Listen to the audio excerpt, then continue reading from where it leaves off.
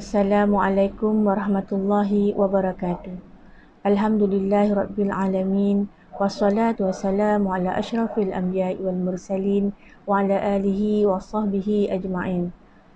Alhamdulillah, bersyukur kita kehadrat Allah Subhanahu wa taala kerana pada hari ini kita dapat menghadirkan diri bagi pembelajaran dalam bidang Al-Quran bertajuk Mengharap Keampunan Allah Subhanahu wa taala. Apa khabar anak-anak, para pelajar yang dikasihi sekalian?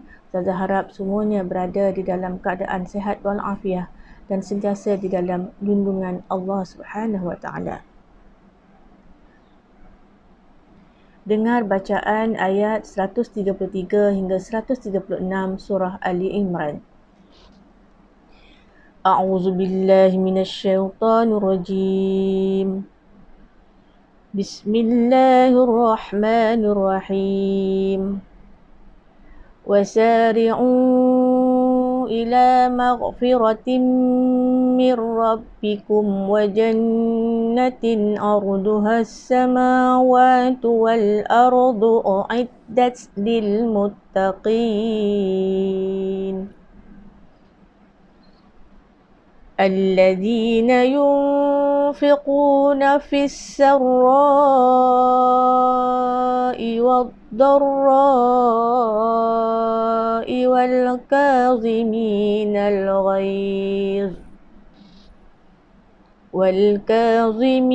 الغيظ والعافين عن الناس والله يحب المحسنين.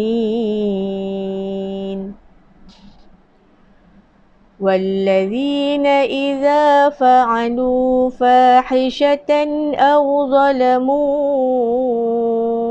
أنفسهم ذكروا الله فاستغفروا لذنوبهم ومن يغفر الذنوب إلا الله ولم يصروا على ما فعلوا وهم يعلمون.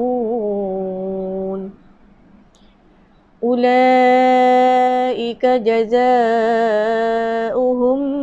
مغفرة من ربهم وجنات تجري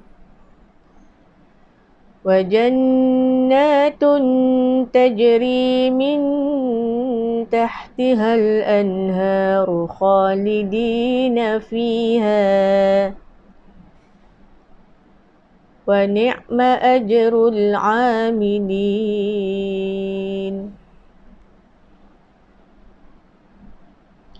Terjemahan ayat. Wasari'u ila maghfiratin min rabbikum wa jannatin 'arduha as-samawati wal ardu u'iddat lil muttaqin. Ayat ini menjelaskan, dan segeralah kamu kepada mengerjakan amal yang baik untuk mendapat keampunan dari Tuhanmu dan mendapat syurga yang lebarnya seluas langit dan bumi yang disediakan bagi orang yang bertakwa. Di dalam ayat ini, Ustazah menggariskan perkataan lil muttaqin yang membawa maksud orang yang bertakwa.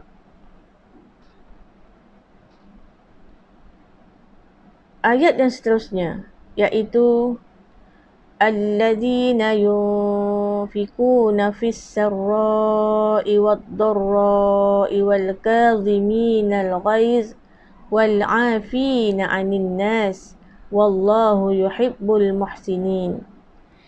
Di dalam ayat ini menjelaskan iaitu orang yang mendermakan hartanya, iaitu yunfiquna pada masa senang, fis sarra dan susah, wad-dharra dan orang yang menahan kemarahannya, wal kaziminal ghaiz dan orang yang memaafkan kesalahan orang lain, iaitu wal 'afina 'anil nas, dan ingatlah Allah mengasihi orang yang berbuat perkara yang baik.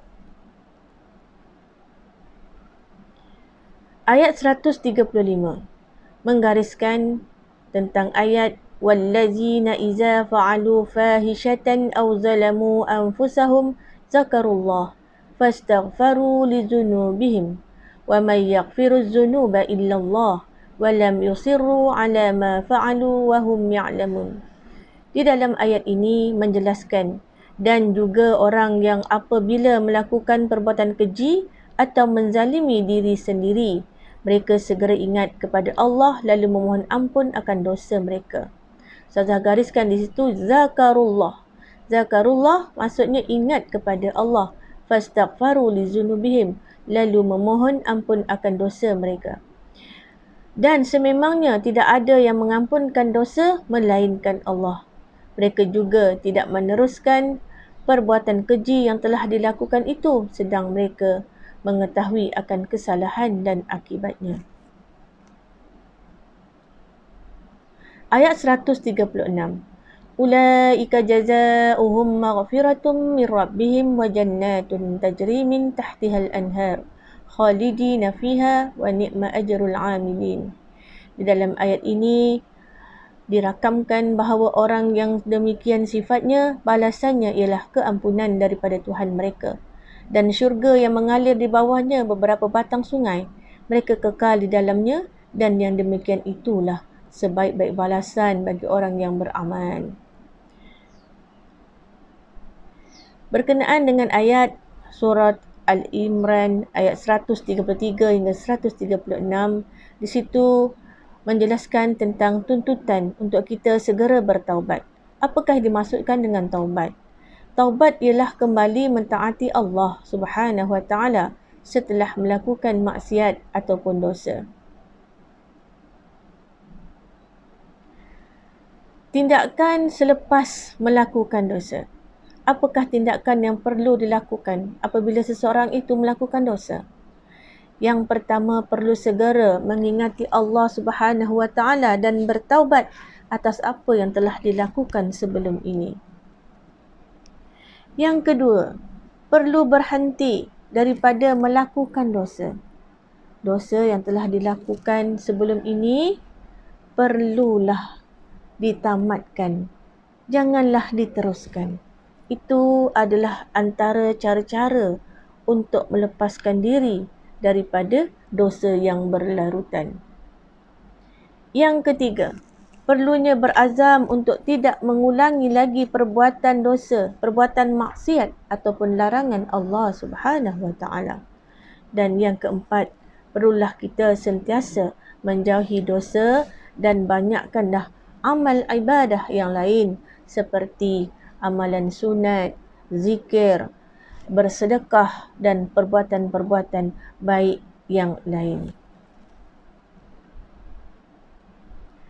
Syarat taubat. Apabila kita sudah menyesal di atas perbuatan yang kita telah lakukan, atas dosa-dosa yang kita telah lakukan, perlu kita bertaubat. Tetapi taubat perlu pula pada syarat-syaratnya. Antaranya ialah kita perlu ingat kepada Allah dengan rasa menyesal. Dengan rasa betul-betul menyesal dan kita beristighfar memohon keampunan kepada Allah Subhanahu Wa Taala. Perlulah kita beristighfar sekurang-kurangnya 100 kali sehari. Sebagaimana yang telah dinyatakan di dalam hadis, wahai manusia, bertaubatlah kamu kepada Allah. Sesungguhnya aku bertaubat kepada Allah pada setiap hari sebanyak 100 kali. Dan syarat taubat yang lain ialah berhenti daripada melakukan dosa dan berazam tidak akan mengulangi lagi perbuatan dosa tersebut. Dan akhir sekali, perlunya kita memohon keampunan, memohon kemaafan kepada orang yang pernah kita aniaya ataupun berbuat zalim, dan perlu memulangkan hartanya semula atau apa sahaja barang yang kita pinjam. Sekarang kita lihat tentang cara-cara ataupun ciri-ciri untuk menjadi orang yang bertakwa. Antara ciri-ciri orang yang bertakwa ialah perlunya memohon keampunan Allah Subhanahu Wa Taala ataupun memohon kemaafan kepada manusia dengan segera. Mudah-mudahan dengan memohon keampunan ini, dosa-dosa yang lalu telah terhapus. Dan yang kedua adalah menafkahkan harta, iaitu perlunya kita menyumbangkan harta kita sama ada di waktu senang ataupun di waktu susah. Dengan cara ini, kita dapat menambahkan lagi amal ibadah dan ketaatan kita. Dan yang ketiga, kita hendaklah memaafkan kesalahan orang walaupun kita tidak mampu untuk membalasnya. Memaafkan kesalahan orang lain lebih tinggi kedudukannya berbanding menahan kemarahan. Sifat ini menjadikan kita lebih tenang kerana tiada lagi rasa benci dan dendam dalam hati. Dan yang akhir sekali, perlunya kita menahan kemarahan, iaitu menahan emosi marah, kerana dengan emosi yang marah ini akan menyebabkan diri kita akan menjadi lebih negatif, lebih teruk perangainya. Jadi dengan kemarahan boleh mendorong kita ke arah sifat takwa kepada Allah Subhanahu Wa Taala. Apakah pengajaran ayat di dalam ayat 133 hingga 136 surah Ali Imran? Yang pertama, kita hendaklah sentiasa memohon keampunan Allah dengan berzikir dan beristighfar serta berazam tidak akan melakukan dosa lagi. Yang seterusnya, kita hendaklah segera bertaubat serta melakukan amal soleh agar menjadi orang yang bertakwa dan mendapat ganjaran syurga. Yang ketiga, memaafkan kesalahan orang lain terhadap kita agar hidup kita lebih harmoni dan bahagia. Dan akhir sekali, membelanjakan harta ke jalan Allah seperti bersedekah sama ada ketika dalam keadaan senang maupun susah. Sekarang kita lihat kepada uji minda. Jelaskan syarat taubat selain daripada beristighfar dan memohon keampunan. Ustazah minta pada anak-anak semua boleh melihat dalam pembelajaran kita yang sebelum ini dan isikan di ruangan berikut dan bolehlah berbincang dengan guru mata pelajaran masing-masing. Setakat itu sahaja pembelajaran kita untuk hari ini dan Ustazah ucapkan semoga semuanya dapat belajar dengan tenang dan gembira. Sebelum itu jangan lupa untuk share video Ustazah dan jangan lupa untuk subscribe.